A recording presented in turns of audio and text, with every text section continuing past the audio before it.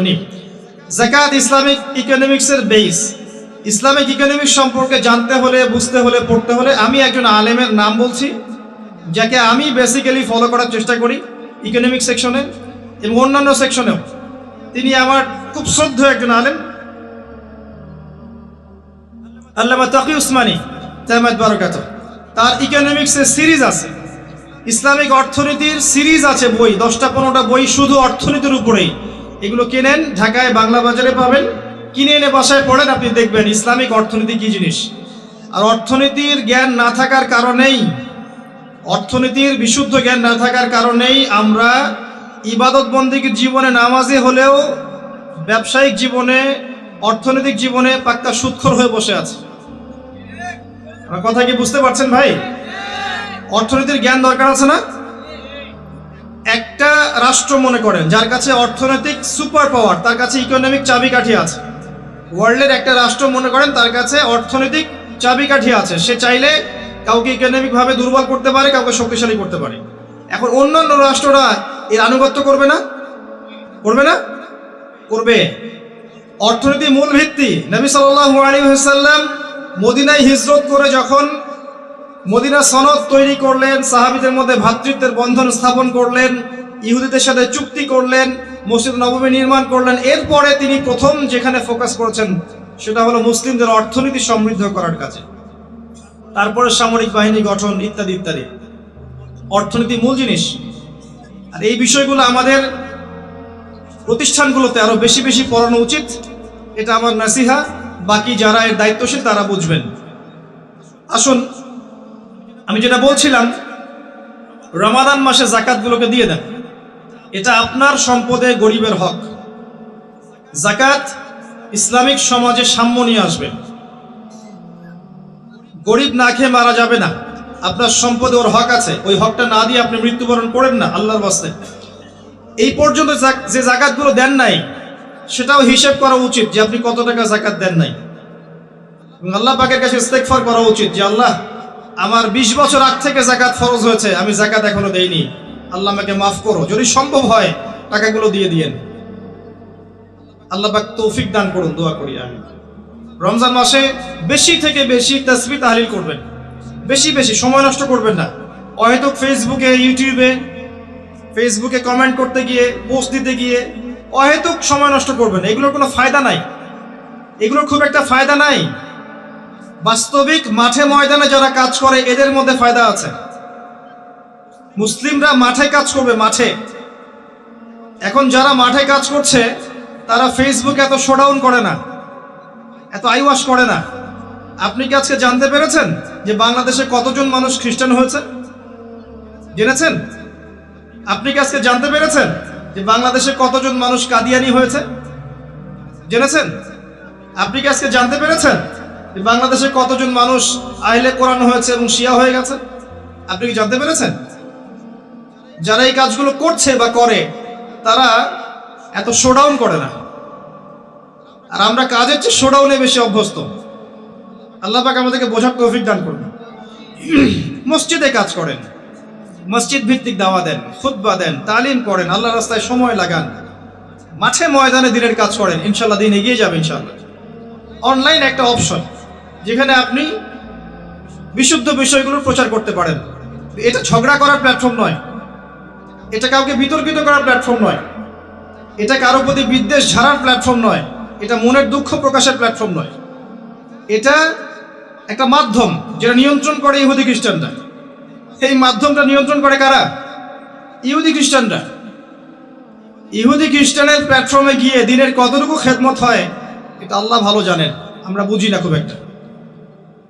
অনেক সময় মনে করছেন যে অনেক প্রচার প্রসার হচ্ছে, কল্যাণের চেয়ে এখানে অকল্যাণ অনেক বেশি আছে, সময় হলেই বুঝতে পারবেন ইনশাআল্লাহ।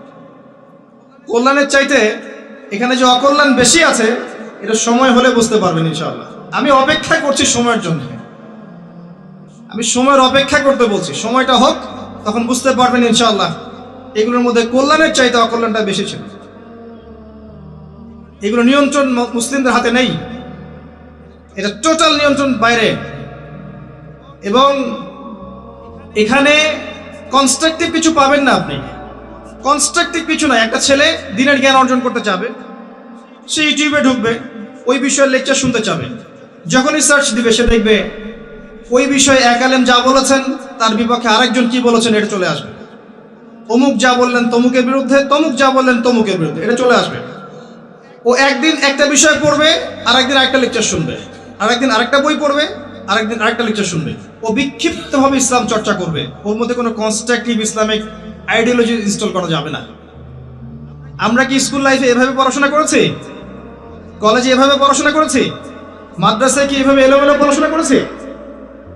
শুরুটা হয় একটা লেভেল থেকে, লেভেল 1, লেভেল 2, লেভেল 3, লেভেল 4, আস্তে আস্তে আস্তে আস্তে মানুষ একটা লেভেলে যায়। আর আপনি যখন অনলাইন সেকশনকে ইলম অর্জনের একমাত্র মাধ্যম বানিয়েছেন, তখন আপনার মস্তিষ্ক বিক্ষিপ্ত হয়ে গেছে। আপনি কি আমার কথা বুঝতে পারছেন? হয়তো বুঝতে পারছেন না।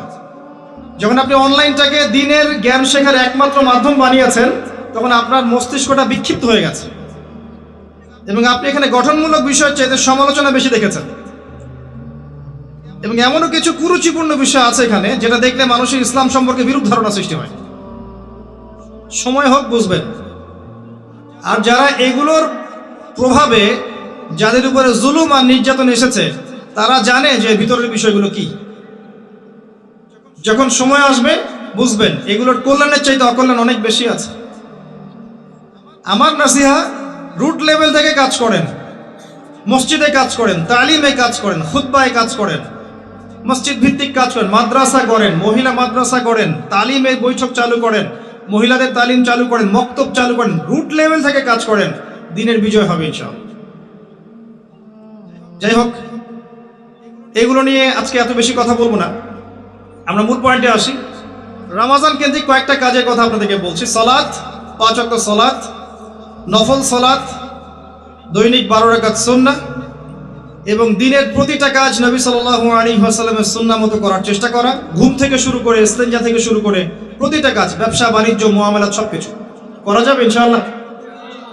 পাশাপাশি আল্লাহ পাকের জিকির বেশি বেশি করে করেন, বেশি থেকে বেশি আল্লাহর জিকির করেন, ইলম অর্জন করেন, আলেম ওলামার কাছে যান, যদি কোনো বিষয় না বোঝেন তাদেরকে জিজ্ঞাসা করেন, মক্তবে যান, মাদ্রাসায় যান, বাচ্চাদেরকে মক্তবে পাঠান, রমজান মাসটাকে এনজয় করেন, যাকাতগুলো দিয়ে দেন, বেশি বেশি দান সাদাকা করেন রমজান মাসে, বেশি থেকে বেশি মানুষকে ইফতার করানোর চেষ্টা করেন, বেশি থেকে বেশি মানুষকে ইফতার করানোর চেষ্টা করেন।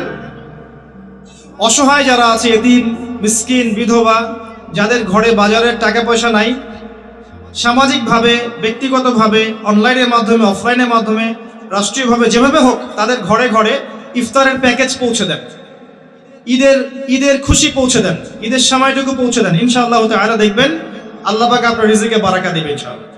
এই কাজগুলো করলে পরে একটা ভ্রাতৃত্বের বন্ধন আসবে। রমজানের যে মূল লাআল্লাকুম তাত্তাকুন, এই বিষয়টা আমরা ইনশাআল্লাহ অর্জন করতে পারবো, আল্লাহ পাক তৌফিক দান করুন। আমি এখন আমার আলোচনার মূল জায়গায় আসছি। এতক্ষণ যেগুলো বললাম শুধু রমজান কেন্দ্রিক কথা বললাম, যাতে আপনারা রমজান মাসে টার্গেট করতে পারেন এই কাজগুলো করব। আর যারা তালেবে ইলম আছেন, রমজান একটা টার্গেট করবেন পড়াশোনা করা। কিভাবে পড়বেন? আপনাকে বেসিক থেকে স্টার্ট করতে হবে। হুট করে একটা বই হাতে নিলেন ইসলামিক অর্থনীতির, আরেকটা কালকে একটা বই হাতে নিলেন ইসলামিক রাজনীতি, কালকে একটা বই হাতে নিলেন সহিহ বুখারী, পরশু একটা নিলেন কোরআনের তাফসীর। বিক্ষিপ্ত পড়াশোনা নয়। এই পড়াশোনাগুলো আপনাকে কনস্ট্রাকটিভ জ্ঞান দিবেন, আপনার মাথাটাকে বিক্ষিপ্ত করে ফেলবে। আমি হয়তো বুঝাতে পারছি না। যদি কেউ তওবা করে ইসলামের দিকে আসে এবং চিন্তা করে আমি এখন পড়াশোনা করব, জ্ঞান অর্জন করব, আমল করব, দিনের জন্য কিছু করব, তখন তাকে একটা বেসিক থেকে পড়াশোনা স্টার্ট করতে হবে। এই বেসিক থেকে স্টার্ট করতে পারে সবচেয়ে ভালো মাদ্রাসার বাচ্চারা, মাদ্রাসার সাথে সম্পৃক্ত যারা, তারা সৌভাগ্যবান। আমরা দোয়া করি আল্লাহ পাক তাদেরকে আরো বারাকা দান করুন। কিন্তু জেনারেল যারা, তাদের সমস্যা আছে, কারণ তারা কোনো সঠিক গাইডলাইন পায় না যে প্রথমে কোন বইটা পড়বো, তারপর কি ইত্যাদি ইত্যাদি। আমি আপনাকে আমার লাইফ থেকে একটা নসিহা করছি, সহজ কিতাব থেকে শুরু করে আস্তে আস্তে আস্তে আস্তে কঠিনের দিকে যান। কথা কি বুঝতে পারছেন ভাই? সহজ কিতাব মানে কি? ধরেন আপনি কোরআন তেলাওয়াত করতে জানেন না, আগে আপনাকে কোরআন তেলাওয়াত শিখতে হবে, বেসিক তেলাওয়াত শিখতে হবে, তাসবিহ শিখতে হবে। এরপরে আপনি মনে করেন কোরআন তেলাওয়াতে পারদর্শী হয়ে গেছেন, এখন আপনাকে বিশুদ্ধ করে কোরআন নিয়মিত পড়ার চর্চা করতে হবে, ডেইলি এক পারা করে। যাতে আপনার মুখের মধ্যে জড়তা কেটে যায়, আপনি বেশি বেশি ফ্লুয়েন্টলি কোরআন তেলাওয়াত করতে পারেন। এরপরে আসবে এই লেভেল যখন আপনাকে আরবি ভাষা, সাহিত্য, ব্যাকরণগুলো শিখতে হবে। ফর এক্সাম্পল, যে মিজান মুনসাহিব বলেন, নাহু সরফের কিতাবগুলো বলেন, এই যে বইগুলো আছে, এসো আরবি শিখি, বেসিক কিছু কিতাব, এই কিতাবগুলো আপনাকে পড়তে হবে। এই কিতাবগুলো কিন্তু আপনি একা একা পড়তে পারবেন না, এগুলো আপনাকে অবশ্যই ওস্তাদের কাছে গিয়ে পড়তে হবে। এবং আমি সবসময় বলি যে বাংলাদেশের প্রেক্ষাপটে কওমি ঘরানার যে ওলামায়ে কেরাম আছেন, তারা এই বিষয়ে অনেক অনেক অনেক বেশি দক্ষ। তাদের কাছে গেলে আপনি বিশুদ্ধ জ্ঞানটা পাবেন ইনশাআল্লাহ। এটা আমার নাসিহত। দেখেন, আমি এমন মানুষ নই, যদি আপনি আমাকে একটা থাপ্পড় দেন এবং আপনার মধ্যে যদি কোনো খায়ের বা কল্যাণ থাকে, আমি বলবো যে আপনার মধ্যে এই কল্যাণটা আছে। এই মানসিকতা অর্জন করতে না পারলে আল্লাহর কবুলিয়াত আপনার কাছে আসবে না। অতএব মন থেকে কলবুন সালিম হয়ে যান, স্বচ্ছ হয়ে যান। এই জায়গায় আমি বলছি, এই সেক্টরে ওলামায়ে কেরামের কাছে গেলে আপনি সঠিক বিশুদ্ধ অ্যারাবিকের জ্ঞানটা পাবেন। আস্তে আস্তে আপনি গভীর ফিকহের জ্ঞান পাবেন, উসুলে ফিকহ, উসুলে হাদিসের জ্ঞানগুলো পাবেন, তাফসীরের গভীর জ্ঞানগুলো পাবেন। আমি বলছি না অন্য সেকশনে যে আলেমরা আছেন তাদের কাছে নাই, এটা বলছি না। আমার পরামর্শ, এখানে গেলে আপনি বেশি পাবেন। একটা বিষয় আছে, আপনি বিরিয়ানি খাচ্ছেন আর আপনাকে দেওয়া হচ্ছে সাদা ভাত, আপনার ভালো লাগে বিরিয়ানি, তা আপনি কি বিরিয়ানি খাবেন না? যেটা বেস্ট আপনি সেটা খেতে যাবেন। তো সেটাই আমি বলছি আপনাকে, যেটা বেস্ট আমার কাছে মনে হচ্ছে আপনি সেখানে যান। আমার পরামর্শ, আপনি চাইলে মানতেও পারেন, না চাইলে নাও মানতেন, এটা আপনার ইখতিয়ার। আমি আপনাকে জোর জবরদস্তি করতে পারবো না। এরপরে আপনাকে আসতে হবে সহজ হাদিসের কিতাবগুলো এবং সহজ ফিকহের বইগুলো, যেমন ফিকহুল মুয়াসসার, এই বইটা পড়তে পারেন। আস্তে আস্তে আপনি বড় ফিকহের বইয়ের দিকে যাবেন, ওস্তাদের সহবতে হেদায়েত কুদরতে পড়ে যাবেন। প্রথমেই গিয়ে সহিহ বুখারী হাতে নেবেন না, আপনাকে প্রথমে হাদিসে আরবাঈন, বুলুগুল মারাম মিন আদিল্লাতিল আহকাম, ফাইজুল কালাম বলেন, তারপরে আপনার মিশকাতুল মাসাবিহ বলেন, আস্তে আস্তে গ্র্যাজুয়ালি আপনি আবু দাউদ, তিরমিজি, নাসাঈ এদিকে যাবেন। আগে আগে বড় কিতাবে যাবেন না। আর বুখারী, মুসলিম তো আগে হাতে নেওয়ার প্রশ্নই ওঠে না। যারা শুরুতে এগুলো হাতে নিয়ে ফেলবে তারা কিন্তু বিভ্রান্ত হয়ে যাবে। বিভ্রান্ত হয়ে যাওয়ার সম্ভাবনা অনেক বেশি, কারণ আপনি যদি একবারে মেডিকেল সায়েন্সের একটা বই হাতে নেন, আপনি ইংরেজি রিডিং পড়া শিখেছেন, ইংরেজি জাস্ট রিডিং পড়তে পারেন, এখন আপনি মেডিকেল সায়েন্সের একটা বই হাতে নিয়েছেন, আপনি কি আদৌ এর গভীরতা বুঝতে পারবেন? কথা কি বুঝতে পারছেন? আবার এই কথাগুলো খুব ইম্পর্টেন্ট কথা, কিন্তু ওয়াজ মাহফিলে সচরাচর এগুলো কথা হয় না। এগুলো কনস্ট্রাকটিভ কথা, যেটা আপনার জীবনকে বদলাতে পারে ইনশাআল্লাহ। পড়াশোনার ক্ষেত্রে এই মেথোডোলজি ফলো করেন, আপনি ভালো করবেন ইনশাআল্লাহ। আমরা তো কিছুই না, আমি দোয়া করি আপনারা আমাদের চেয়ে অনেক ভালো হন। আমরা আস্তে আস্তে সরে যাবো ইনশাআল্লাহ। যে দিনকাল পড়ছে আস্তে আস্তে সরে যেতেও হবে মনে হচ্ছে। এরপরে যারা আসবেন তাদের জন্য আমি কিছু পথ পদ্ধতি বলে দিয়ে যাচ্ছি, যে এগুলোর উপর আমল করেন, পড়াশোনা এইভাবে করেন, ইনশাআল্লাহ দেখবেন এমন প্রজন্ম আসবে যাদের হাতে আল্লাহ পাক ইসলামের বিজয়ের পতাকা দিবে ইনশাআল্লাহ। এটা আমার বিশ্বাস। আর আমরা দুর্ভাগ্যজনকভাবে অথবা সৌভাগ্যজনকভাবে এমন একটা সাইকোলজির পরিবেশে চলাফেরা করি আর কি, যেখানে একজন আরেকজনের ভালো খুব একটা দেখতে পারে না। যখন কারো ভালো হতে থাকে, বেশিরভাগ মানুষের এটা সহ্য হয় না, এবং এভাবেই আমরা দিনকে ক্ষতিগ্রস্ত করি। এবং দিনকে ইসলামের প্রকাশ্য শত্রুরা যতটা ক্ষতিগ্রস্ত না করেছে, আমরা আপোষে সেটা বেশি করেছি। তো এই জন্য আমি ফিল করি যে হয়তোবা আস্তে আস্তে এমন প্রজন্ম আসবে, যেহেতু আমরা এর যোগ্য নই, যাদের হাতে আল্লাহ পাক ইনশাআল্লাহ তাআলা ইসলামের বিজয়ের পতাকা দিবেন। কিন্তু আপনাদের যে উদ্দেশ্য বলছি, যে আমরা তো কিছুই করতে পারছি না, আপনারা এগুলো পড়াশোনা করেন, এভাবে আসেন, আস্তে আস্তে সহজ থেকে কঠিন বইয়ের দিকে যান, হাদিসের ক্ষেত্রেও, তাফসীরের ক্ষেত্রেও, ফিকহের ক্ষেত্রেও, এবং আলেম ওলামাদের কাছে গিয়ে পড়ে থাকবেন। যেটা বুঝবেন না, অনুনয় বিনয় করে বোঝার চেষ্টা করবেন। তারা যদি বোঝাতে সময় না পায়, ব্যস্ত থাকে, বিজি থাকে, আপনি লেগেই থাকবেন, ইনশাআল্লাহ দেখবেন আল্লাহ আপনাকে জ্ঞান দিবেন ইনশাআল্লাহ। এগুলোর টিপস। এরপরে আরো বলবো, শুধু এই ইসলামিক সাবজেক্টগুলো পড়লেই সবকিছু হবে না, এই কথাটা বোঝার চেষ্টা করেন। শুধু ইসলামিক সাবজেক্টগুলো পড়লেই সব হবে না, এর সাথে আপনাকে চলমান বিশ্বের জন্য উপযোগী অনেক সাবজেক্ট পড়তে হবে। ফর এক্সাম্পল, আপনার ইংরেজির জ্ঞান লাগবে, এটা লাগবে। আপনার ইতিহাসের জ্ঞান লাগবে, অর্থনীতির জ্ঞানটা আপনার লাগবে, ইসলামের ইতিহাসের জ্ঞান লাগবে, নবী সাল্লাল্লাহু আলাইহি ওয়াসাল্লামের সিরাতের জ্ঞান লাগবে, সাহাবীদের জীবনের জ্ঞান লাগবে, ফিকহের জ্ঞান লাগবে, আপনার তাফসীরের জ্ঞান লাগবে, উসুলে হাদিসের জ্ঞান লাগবে, উসুলে তাফসীরের জ্ঞান লাগবে, উসুলে ফিকহের জ্ঞান লাগবে। এর পাশাপাশি আমি বলবো জিও পলিটিক্স, ভূ রাজনৈতিক প্রেক্ষাপটের জ্ঞান লাগবে, পলিটিক্যাল সায়েন্সের জ্ঞান লাগবে।